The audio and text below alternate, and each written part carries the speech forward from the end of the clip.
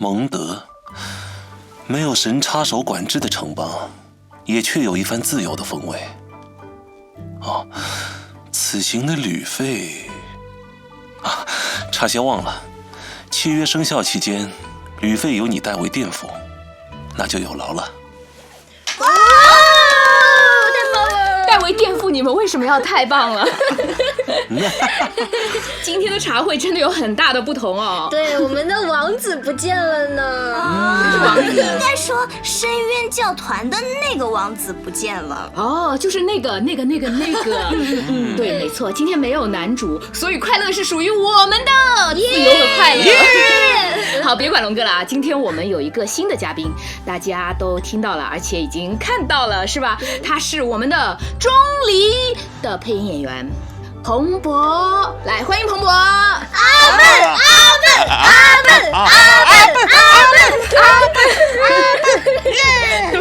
我们够了，大家都要被你们吵的耳朵都要炸了哈。那现在请我们的阿笨先自我介绍一下吧。大家好，我是钟离的配音演员彭博。我不叫阿笨，我叫彭博，谢谢。同时也负责《原神》的配音导演。我们的2个导演一起进棚，我还是第一次体验到哎。哇，有没有感觉到压力？有一点害怕，会不会等会儿我情绪不够饱满？会不会再来10遍？他不够饱满，还有谁饱满啊？每次就你声音最大，好不好？你看一下麦跟你的距离。对不起。好的，是的，欢迎阿笨，鼓掌。谢谢，已经鼓过了啊，谢谢。好的，这次虽然是嘉宾，但是呢，我作为配音导演，也还是会和素素一起给大家带来一些新内容的。难得你那么正经，对的，我刚才打算介绍的，结果被这2只吵得给忘记掉了。本期的蒙德茶会呢，我们会为大家介绍即将到来的新版本的最新情报，绝对的第一手消息，惊不惊喜，意不意外？恭喜情报！好的，我们今天的开场就到这里了啊，都迫不及待的想看到新版本的内容了，有那么多。那么按照惯例呢，我们先准备好快乐水，来一起享受一下接下来的快乐时光吧。阿笨的竟然是一本正经的茶。这很符合我的人设。确实。我们是不是忘记自我介绍了？不过好像看了那么多期，大家应该都已经认识我们了。我们简单一点。大家好，今天也是我。好，大家好，是我。大家好，是我呀。你们都是这么介绍的吗？好的，是我。我们都是我啊，你们都是你啊。好，本节目呢是由原神赞助，由我灵素主持，和原神角色的配音演员们一起探索提瓦特大陆的乐趣、新内容，以及和各位旅行者交流聊天的自由的广播节目。那么大家零食和快乐水都准备好了吗？今天也要开始一场蒙德茶会，耶！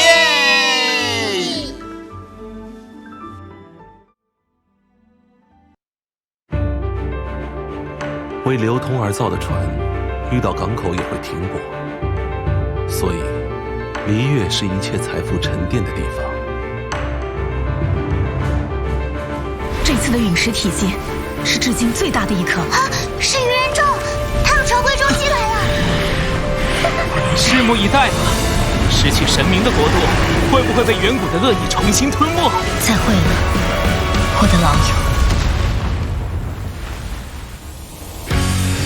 弓其实是我最不擅长的武器，正因如此，我才要征服它。过去，稍纵即逝。纵使苍天陨落，契约必须完成。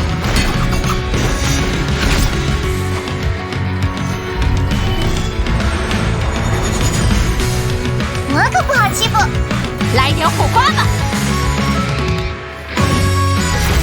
非常摇滚的选择。那个迪卢克是我最讨厌的人，迪亚娜自强。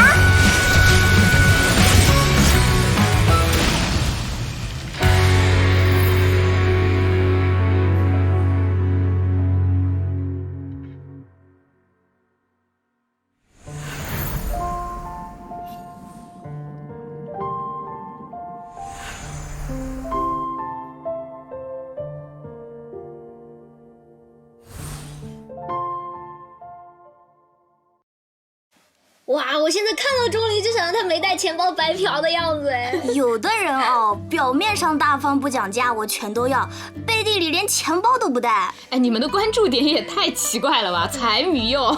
没事儿，有公子这个提款机在呢，对吧？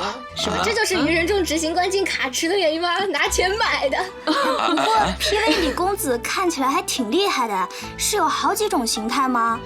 多多不愧是优秀的游戏玩家，你这个关注点就特别正常。不愧是我。这次新版本我们会分为4个内容来放送，嘿嘿，比如新角色啊、新主线、新活动、新系统优化。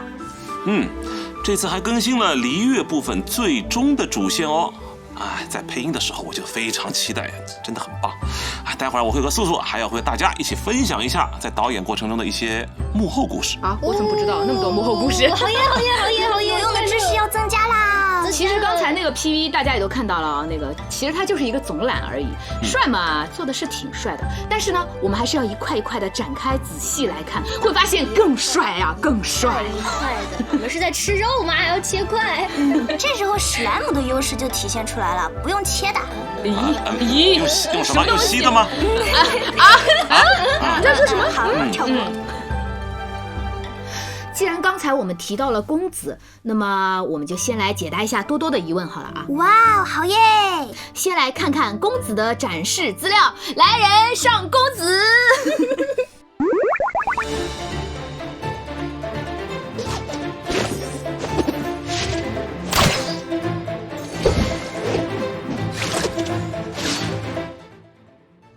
身为战士，要时刻把挑战之心系于刀尖之上，但无论胜败，都是无可替代的珍贵经历。哎，我发现于洞配这种中二还真的蛮合适的。哎呀，这就是他本色，他平时就超中二的，你们感觉不到。千年等一回被他等到了一个本色出演的中二的角色。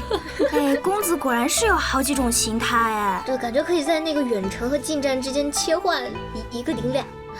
对，一个顶俩那是不可能的，肯定我们会有所限制嘛，对不对？大家也看到了，公子的神之眼是水属性的，它的元素战技呢转变成近战形态的效果，可以让它的普攻也附加水元素，但是呢也是有持续时间和冷却时间的限制的哦。不过作为愚人众执行官呢，这个样子我觉得他大概不是他的实力全开的一个状态啊。你们刚才看版本 PV 的时候有没有注意到？公子在 PV 里面有一个终极形态的，使用的它其实是雷元素。什么？我个人猜测，可能他和这个跟他那个愚人众执行官的身份有关系，说不定他们那些执行官可以使用不同的元素力。这也太简直是主角了。我猜的啊。那我还挺期待其他愚人众执行官都是什么样的。目前大家都看到了，现在剧情里在蒙德出现了那个女士大人，璃月出现了公子大人，然后我又开始猜了，那以后或许每一个城都会有一个执行官。阿笨，你是不是笨呐？城只有7个，执行官目前有11个，好不好？你是不是配音导演啊？你是不是冒充的？这乍一听也没什么，对吧？但是以普遍理性而论呢，确实不够啊，那就一个乘2个呗，一个乘2个嘛。我竟然不能反驳，一个乘2个好像还差了几个啊。其实我在玩游戏的时候也不是很在乎他强不强，我都是谁好看谁可爱就用谁。这才是我们的普遍理性而论，对不对？不愧是灵堂包包。所以刚才 PV 里的那个小猫是谁啊？那个小猫猫啊，就是大家最喜欢的诺亚小姐姐配的迪奥娜啦。来，接下来让我们来看一看超可爱的小猫猫迪奥娜的展示。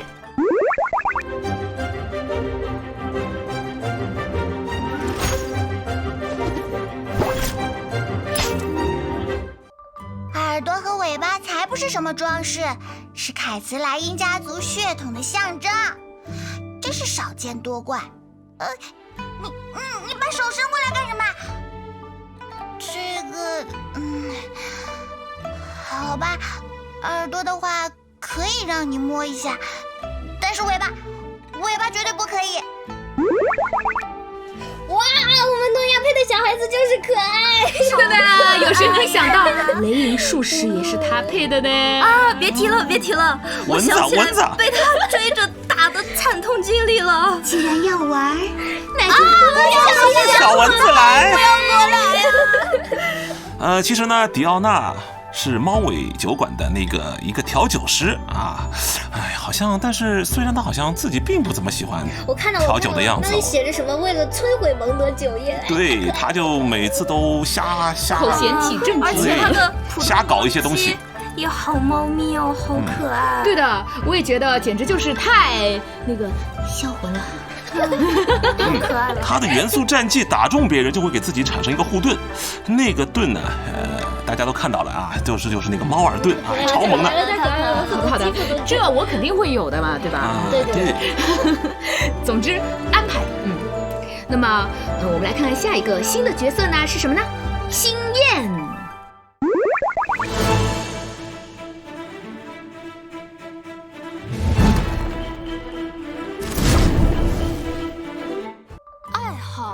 那当然是摇滚。你有没有全情投入过某件事呢？当你与你最爱的东西合二为一，时间、空间什么的都不再重要，只需要尽情享受、尽情宣泄，对不对？这样沉醉进去的感觉，上百次、上千次都不够。哦，是摇滚系的小姐姐，没想到吧？雅欣也很适合这种角色。对，她的那个技能也好有演唱会 live 的那种感觉，就是元素战技那个护盾就特别有音乐跃动的感觉，是不是就想上去嗨一嗨？对。涂上那个坚称是物理现象，真的好好笑。物理这个角色其实设定还真的挺有意思的啊！明明是在璃月这样一个比较典雅东方风的一个地方，然而星焰却特别喜欢摇滚，兼容并蓄。那个古典摇滚嘛，东方古典摇滚，搭配技能特效，整体感觉都好酷啊！还有，等会儿这么一说，我突然想到一个奇怪的东西，什么？电子电子唢呐。这真的，我跟你们讲不奇怪的，他想出什么都不奇怪，好不好？不愧是包包呢。好，我们接下来看一下下一个新角色，他是谁呢？哎呀，不要讲，我记住了，阿笨。哎，考哥说他累了，好不好？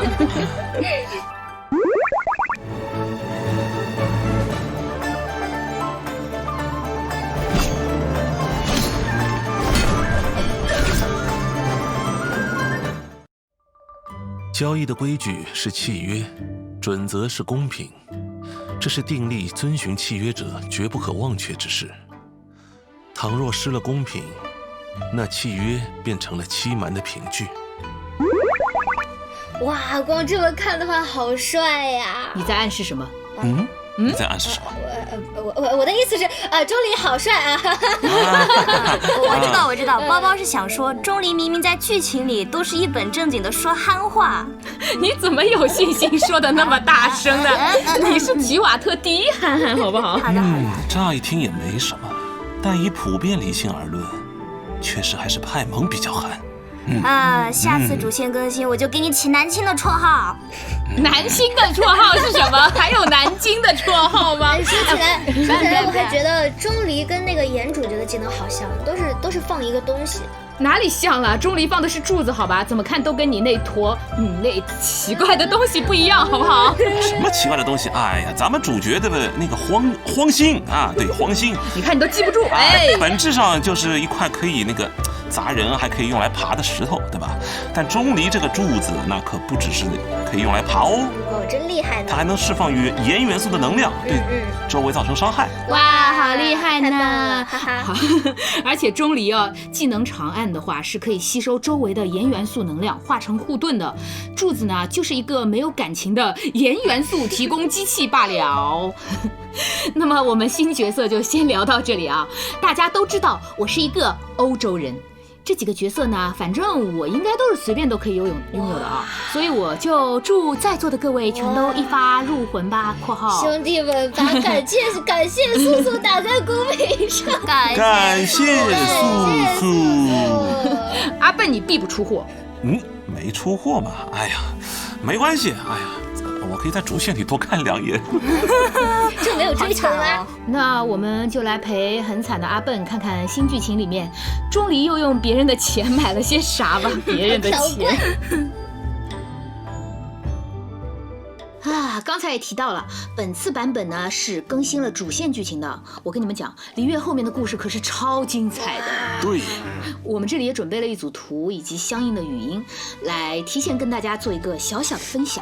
感觉在座的除了我都或多或少知道剧情了，毕竟2个有相关角色的导演加一个全程话唠的派蒙，那检讨一下自己嘛。真好呢！我最喜欢在游戏里体验新鲜的剧情了。好的，我们会尽量让你新鲜一点的哈。那么我们先给包包看第1张图啊，怎么变成给我看了？荧光约你见面，我想无非是希望拯救蒙德的英雄中立一些，至少不要完全站在仙人一方。哇，可晴她真好看，是我有的女人呢。 3宝了。骗你！我没记错的话，之前的剧情应该是发展到那个甘雨帮灵光邀请我们去群玉阁，对吧？嘿，聪明哦！你真的有认真的在看剧情哎。对呀，他居然会认真的看剧情。对呀，但是你看一看右边那个东西，是不是有点眼熟？叶阳，耶你个头的羊啊，是龟中记好不好？完了，他现在变成77了。好，那请你继续猜一下，甘雨让我们去找宁光。 那怎么来到了龟中基这里，还会遇到了克勤呢？宝宝猜。剧情需要吧？哎，你倒是很会哦，这样好像也没有说错。好吧，那就这么决定了啊！我们今天能给大家带来多少内容，那就全靠包包了啊！他猜到什么啊，那么大家就能知道什么。对，如果那个他没有猜到，请弹幕尽情的骂他。好的，包包冲呀！好，这样就不用担心剧透过度了，好棒哦！努力。那么我们接下来就来第2章啊。这座宫殿浮空的位置高于一切山脉，从这里能清楚地看见璃月港的全貌。我相信终有一日，它的影子会笼罩七国。哪怕放弃天权之位，他也不会放弃群玉阁。 好了，宝宝开始猜吧。群玉阁的风景真好啊，感觉又是一个拍照圣地呢。来，包包站好，我来帮你拍。然后呢？就群玉阁很高很大，然后那个宁光很有志向，野心很大。哦，很大，终于很大，什么玩意儿正常了一回了。房子也很大。对，以我多年的经验来看，就钟离那句话一定是一个 flag， 对吧？多年，那谁知道呢？对吧？哎，那我不知道。后面一定会有为了天权之位放弃群玉阁的剧情。那宁光是不是这种看重权威的人呢？是不是呢？别看我不知道。你猜啊？反正微群玉阁微，我觉得微包微。不要骂我！那我们就等版本更新，看一看包包有没有猜对吧？然后再看到各位小伙伴，你们觉得包包有没有猜对呢？然后我们继续来看第3章。作为人，我至今也无法想象，失去了帝君的璃月会变成什么样。但作为仙，我想，我迟早还是会接受事实的。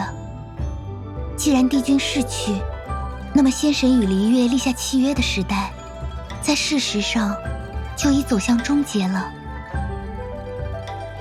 哇，是素素配的甘雨小仙女，我好喜欢，好温柔的声线啊，好可爱。不愧是我可真是一个减肥成功的仙女呢。对，这是我的女儿。哎，等啊！我感觉到话题可能要偏离了啊，要拉回来的。好的，那么甘雨作为仙与人的混血啊，那这次仙人的对立事件对他们来说确实是一个非常难以抉择的问题，对吧？仙和人对立了，你说他站在哪一边呢？我在配甘雨的时候拿到这个设定以后，我也思考了蛮多的嘛。因为他的身份很特殊，所以这个事件对他来说比其他人要更加敏感嘛。但是我觉得其实他的那个台词很符合我心目当中对甘雨的那种形象的预期，就是我觉得我特别能够 get 得到甘雨的一些点嘛，我在演绎他的时候也会想，就是如果我是他的话，肯定会面临这样子的纠结的。有一点左右为难，会不会？太细节了，我也想要拥有啊！我也想要拥有，都拥有，都拥有，都拥有。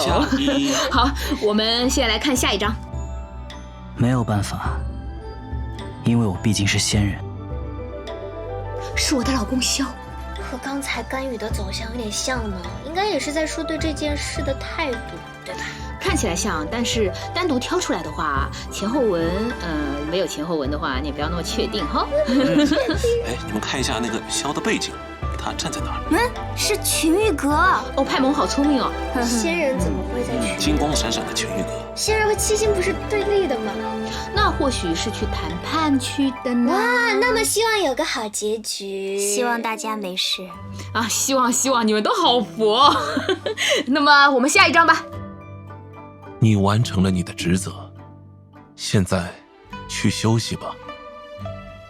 我的职责又是否已经完成？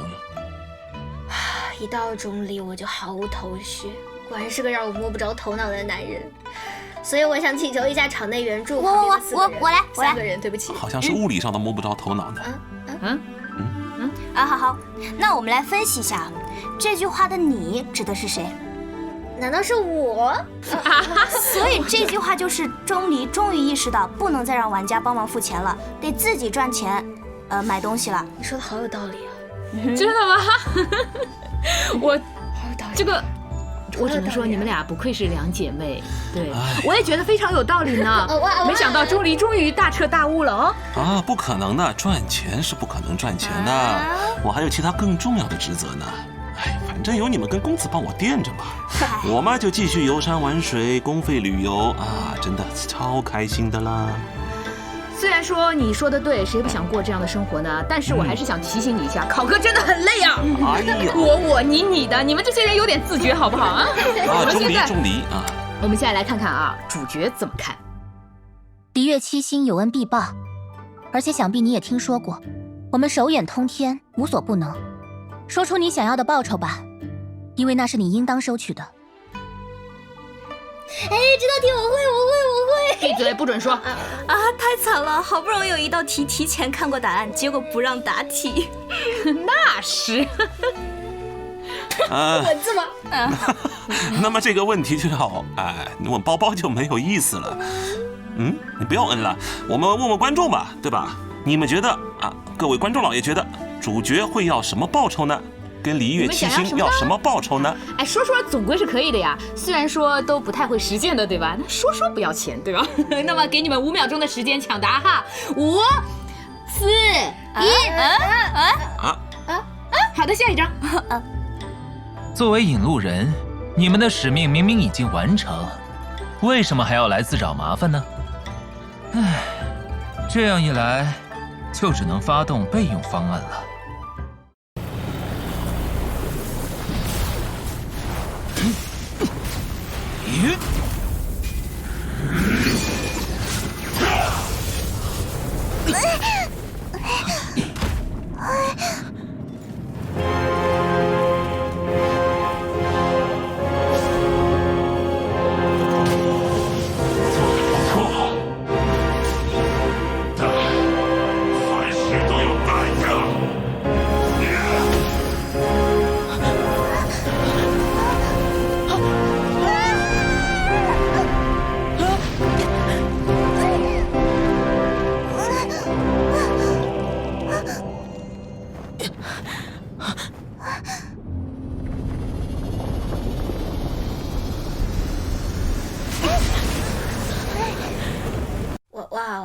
我们抽到的也能变身成这种形态吗？那你想多了哈，你没看到视频里面那个形态的公子使用的是雷元素吗？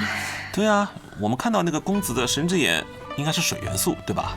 就像我刚刚说的，愚人众执行官可能掌握了某种同时拥有多种元素力量的能力，这个能力可能会有什么限制，所以呢，正常形态下是不能用的。好可惜哦。啊，只有放大招什么。波波也能切换使用好几种元素啊！我懂了，所以主角其实是愚人众执行官。哦，对了，这个，哎呀，华生，你发现了盲点呐，完蛋了，派蒙佩多了的后遗症终于还是出现了，你在想什么呢？好的，对不起。不过刚才阿笨说的其实都是猜测啦，我们还是期待后续剧情的发展哦。我觉得我好坏哦，一直在模棱两可。不瞒你们说，自从公测的时候看到了那个7成的 PV 以后，我超激动的，你们知道吧？我就特别期待后面的各种各样的城市的风景，还有其他的愚人众执行官，感觉设定一定很有趣的。我好喜欢那个视我也是。对啊，你们可能都路过了这段，然后就默认没人提了。看完这段 CS 第一反应，难道应该不是公子变成了 BOSS 在跟玩家对战吗？对啊，他不是都可以抽了吗？为什么突然要和我战斗啊？为什么呢？为什么呢？或许就是对吧？以普遍理性而论，可能就是不打不相识，打不过只能加入。哇，好有道理哦。有道理。但感觉没那么简单。那么就自己去游戏里寻找答案喽。为了照顾大家不被剧透到，所以我们在主线剧情的讨论就点到为止。还是希望大家，这位各位观众老爷啊，各位玩家老爷，能够亲自在游戏里面感受。好啦，介绍完了新版本的角色剧情，现在就该到游戏游玩相关的内容啦。我们也来一个一个的介绍吧。首先呢，就是这个版本新增的一个系统——城市声望。既然是游戏玩法的介绍，当然是要配合游戏画面啦。锵锵！声望系统听起来有点类似那种成就哎。那旅行者的声望在蒙德一定很高吧？毕竟是人尽皆知的荣誉骑士嘛，嘿嘿。即便是旅行者，也是要老老实实做任务来做声望，来升级自己的声望的，好吧？先让我们看看城市声望系统的入口，是相应城市的一个新的 NPC 小姐姐哦。新的，凯瑟琳地位不保。哎，那不一样的好吧？小恩的凯瑟琳在我心中还是要更美一点的。嘿，好了，这个呢就是我们城市声望的界面了。不得不说，设计还是真的还蛮好看的。哇，蒙德的界面是蒲公英哎，好自由哦。璃月的是银杏叶，也挺古典美的哦。那我就来介绍一下界面上这几块系统吧。可起来了，要来了。旅行者在蒙德的声望越高，我们西风骑士团也会准备相应的奖赏。旅行者可以通过4种不同的途径来提高自己在蒙德城的声望，比如开启更多的地图锚点，完成大世界任务委托，以及接受居民的委托。其中还有一项讨伐任务，需要旅行者自行寻找线索，来对付一些骑士团无暇应对的怪物，还请旅行者选择合适的对应方式。当然了，大家做了这么多任务，升级声望之后，肯定是有好处的。声望提升后，会解锁很多新的道具和装扮。果然，我们女孩子最喜欢的环节来了，我1秒崩，好不好？当然了，各位男妈妈也可以一起兴奋起来。嘿嘿，我已经帮你们看过了，这次2个城市都会有新的名片和翅膀。说实话，名片呢这个装扮系统，我个人还是挺喜欢的，加好友的时候就能看到这个装扮了。嘿嘿，对，翅膀我也喜欢，我想要各种各样的翅膀。我刚才就有注意到了 ，PV 里翅膀好像是不一样的，果然。这个，现在这个气氛啊，我也不知道该不该表达，我也对装扮其实挺感兴趣的。那我就补充一下，素素刚才那个情突然上升的那个介绍啊，其实是以蒙德为例的，我们璃月的声望系统也是同理的。那我们就来看一看吧。声望系统里好像还有很多新的道具。对，别催了，再介绍了啊！随着声望系统开放的呢，还有许多很实用的小玩具。通过声望升级，拿到相应的道具制作说明之后，我们就可以通过炼金的方式制作出来了，是炼金啊！哇，居然是炼金！比如说这个风神童的共鸣石。我现在要抽取一个幸运观众回答一下这个。我知道，肯定是找风神童的，应该是可以在地图上标记风神童的位置。他过于积极了，好不好？他一定差很多。看在你回答正确的份上，我就不吃你了。可是我玩游戏好佛系的，风神童我都没有就看着攻略去看，就是放地图的时候有就顺路去拿。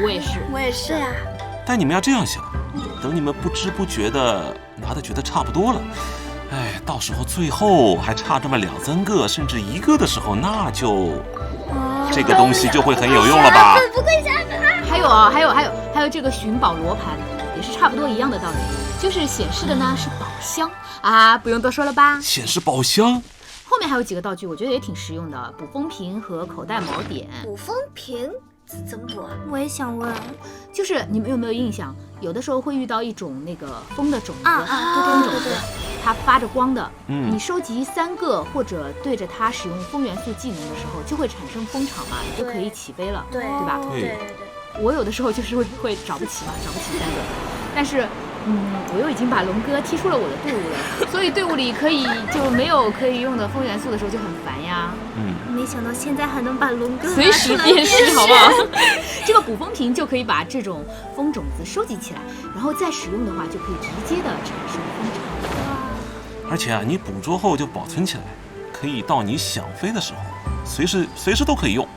啊，可是我有克勤温迪，也可以随时飞起来呀。啊，这搜索果然我们还是吃了它吧。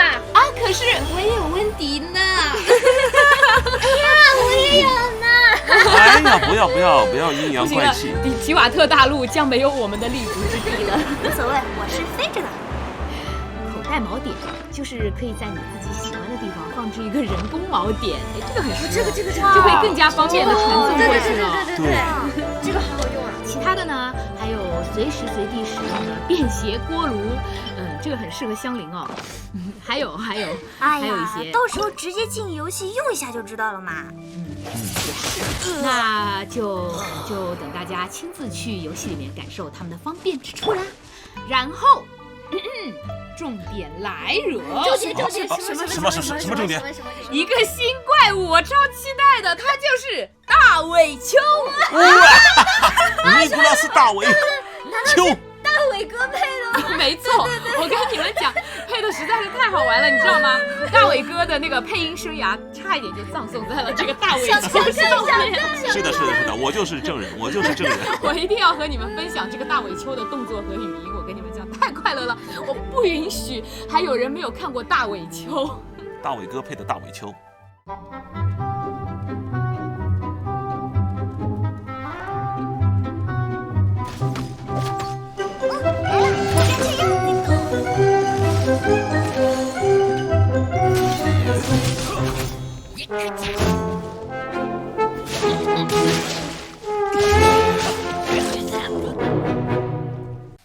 2、3、3，不行了，虽然已经看过了，不行了，虽然已经看过了，但是还是好好笑，好可爱，真的好可爱。这个会时装到游戏里吗？肯定会的呀，大家可以去游戏里面找一下，然后暴走大尾丘。耶！你们注意了吗？他的攻击动作有丢原石，哎。对呀。那么问题来了，不要的原石可以捡吗？不要的原石可以捡吗？这个谁知道呢？我真的也不知道，所以大家一定要赶快去找游戏里的大尾丘试一试呀。好，那我们继续，我们系统优化的部分呢，就先介绍到这里了。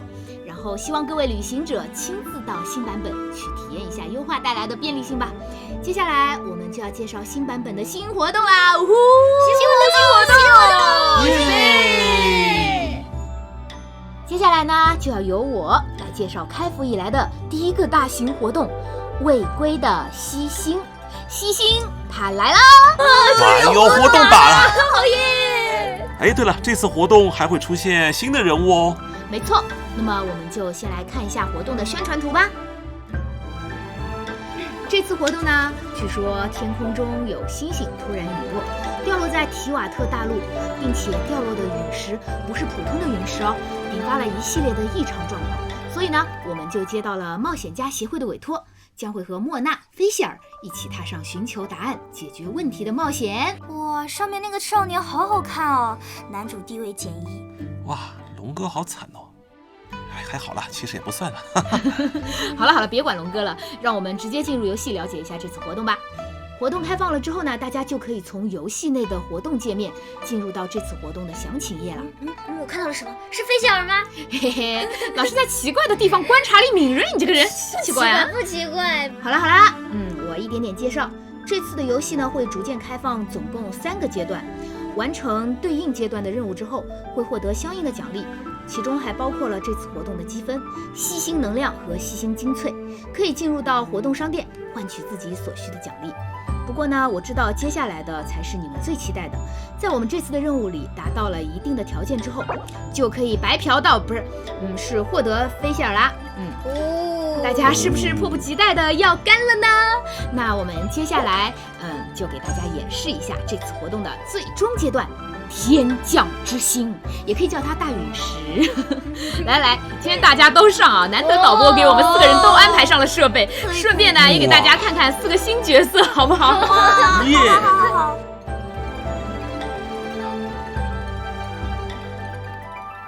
杀怪获得积分，积分会存在身上，需要到达一定数量之后，才可到指定位置进行上交。要注意的是，上交积分需要引导时间，其中受到伤害将会上交失败，本身能量也会受损。在规定的时间内完成目标积分，就可以获得胜利哦。那么，来吧！得了，来了。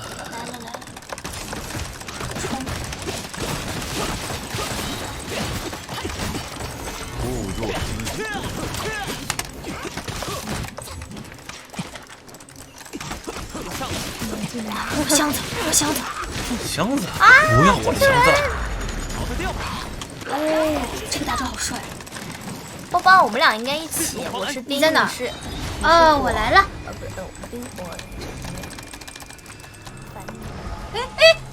你这个桌子为什么能爬？我真的特别讨厌钟离的这个大。包包在哪？我不知道，我在打救人。有 T 眼，厉害！来，我来牵制一下，把封面手要先打掉。好了，哎呀，哎呦，这个怪不配我用大。我来放大，我有大。哇，好爽！哇！冰柜神速，这是圈子里。他为什么在圈里刷新啊？提交中，不要打我！好，搞定！哎呀，雷音术士来了。那我进去提交了。玩儿们起来了！石化住！哎呀，好乱！我要提。哇，你们看他被石化了没？啊！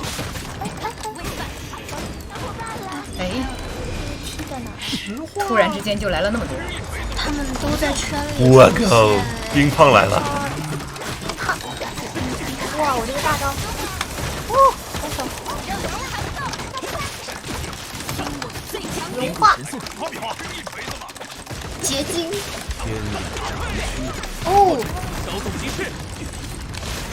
让我提一个。大，开不了，为什么？我也想提。冰柜神速，牛头人来了！Q，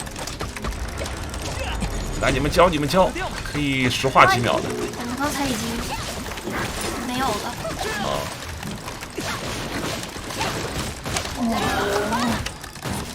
再石化一下，让他们没时间。可以了，他要没了，小人要没了。牛要没了。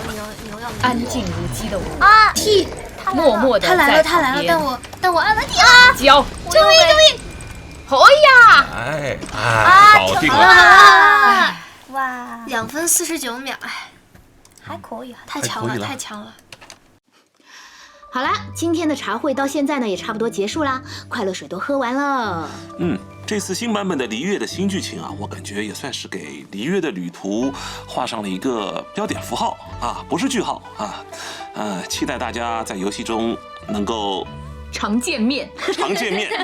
今天的新内容真的好多啊，没有前几次那种乱七八糟的互动环节。什么乱七八糟？你才乱七八糟呢！非常有趣的互动游戏。这次呢，毕竟是版本介绍的特别放送嘛，因为内容比较多，所以也没有多余的时间来进行娱乐环节了，也没有时间来看大家的投稿了。不过呢，我们的投稿征集仍然没有停止的，欢迎大家继续给我们投稿，我们会在下期继续快乐的和大家交流聊天的。对呀，这里是邮箱 biu biu。那么彭博作为我们小剧场的第一个嘉宾，有什么感想呢？感想啊，就是，虽然是做节目啦，但是跟你们几个在一起，果然还是跟平时一样吵。说什么啦？说什么呢？这就是我的感想非常棒啊！这是我们自然不做作的优良传统。没错。那么本期的蒙德茶会就到这里啦，我们下次再见吧，拜拜。